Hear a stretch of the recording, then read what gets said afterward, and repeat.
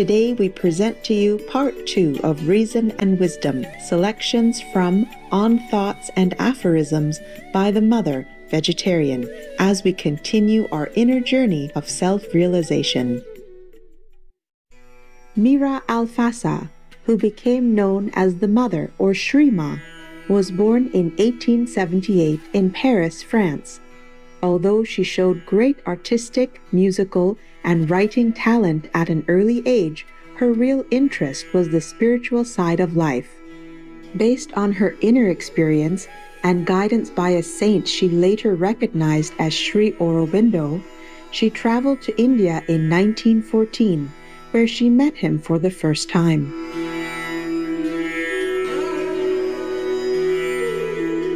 As soon as I saw Sri Aurobindo, I recognized in him the well-known being whom I used to call Krishna. And this is enough to explain why I am fully convinced that my place and my work are near him in India.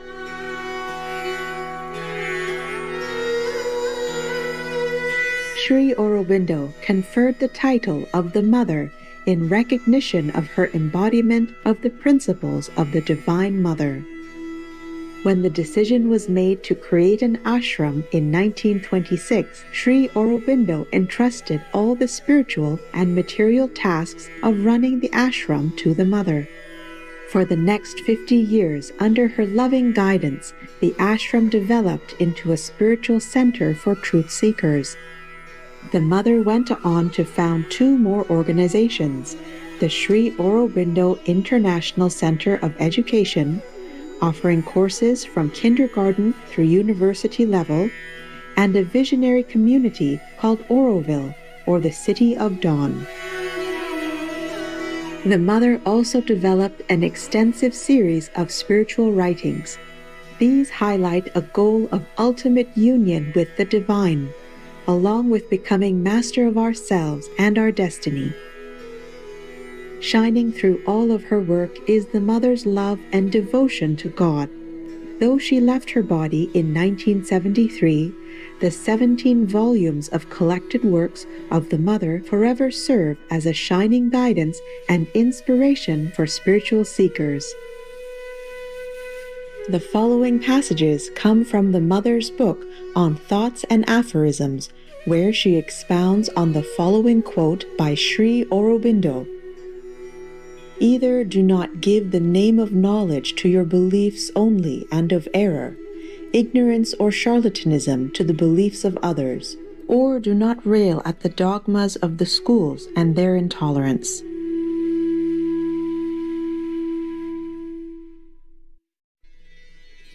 The dogmas of schools and the intolerance of religions come from the fact that the schools and religions consider their beliefs alone to be knowledge, and the beliefs of others to be error, ignorance, or charlatanism.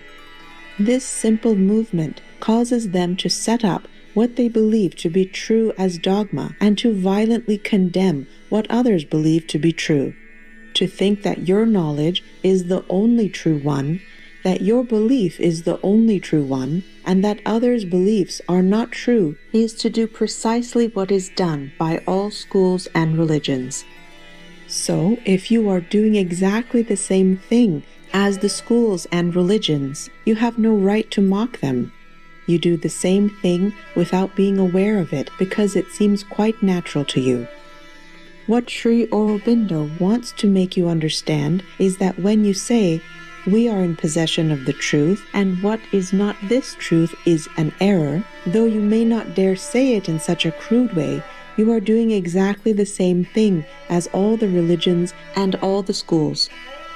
If you objectify a little, you will see that you have spontaneously, without realizing it, established as knowledge everything you have learnt, everything you have thought, everything which has given you the impression of being particularly true and of major importance, and you are quite ready to contradict any different notion held by those who say, "No, no, it is like this, it is not like that."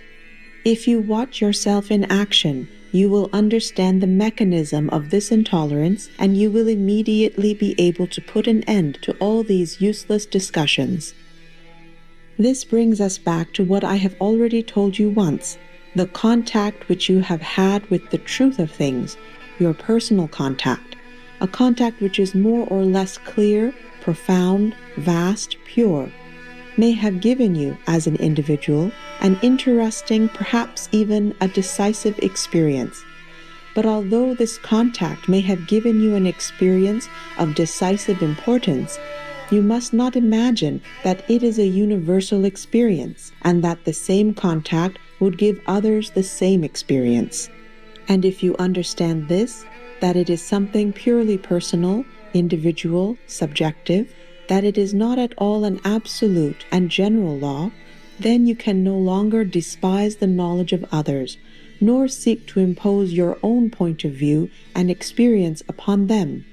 This understanding obviates all mental quarrels, which are always totally useless.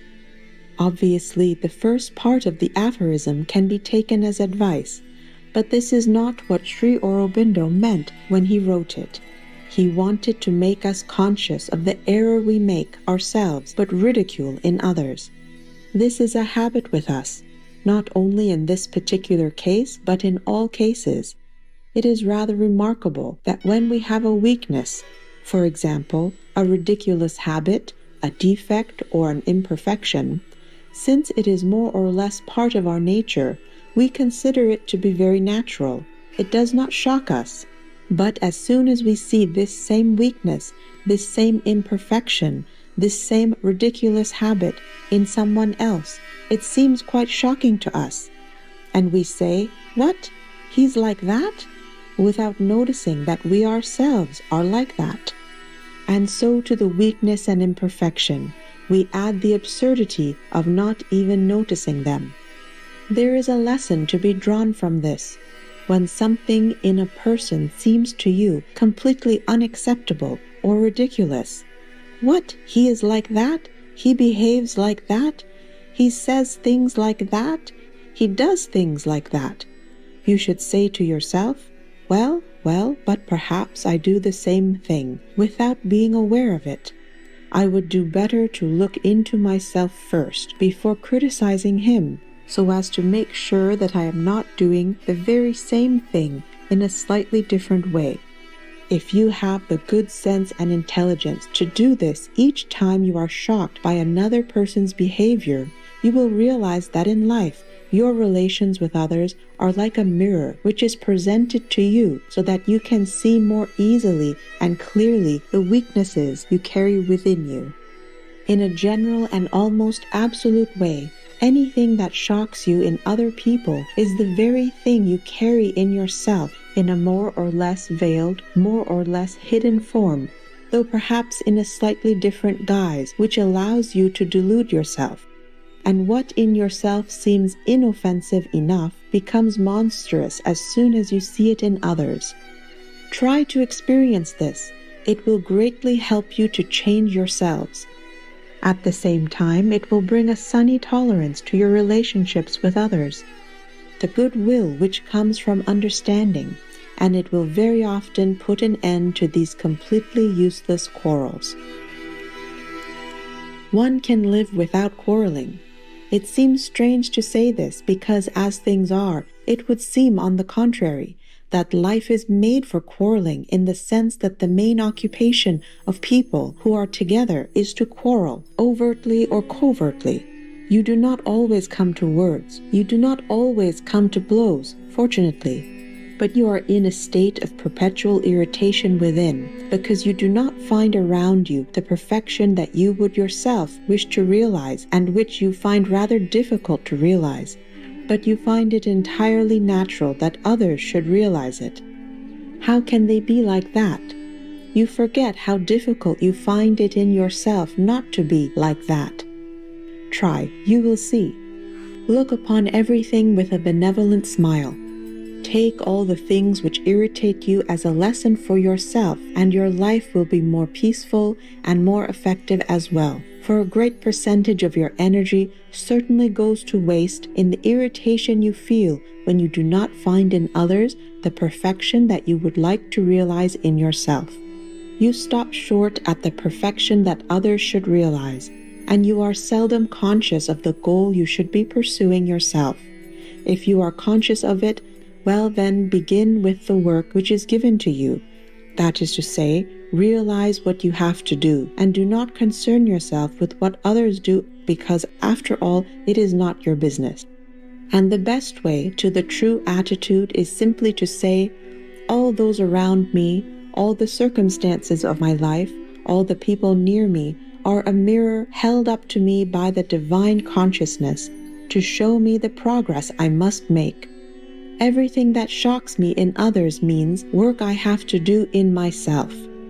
And perhaps if one carried true perfection in oneself, one would discover it more often in others. For more information about the Mother and Sri Aurobindo, please visit sriaurobindoashram.org. Don't choose vegan. Be a tough guy. Burn in hellfire. Respectful viewers, it has been a pleasure to have your company for today's episode on Words of Wisdom.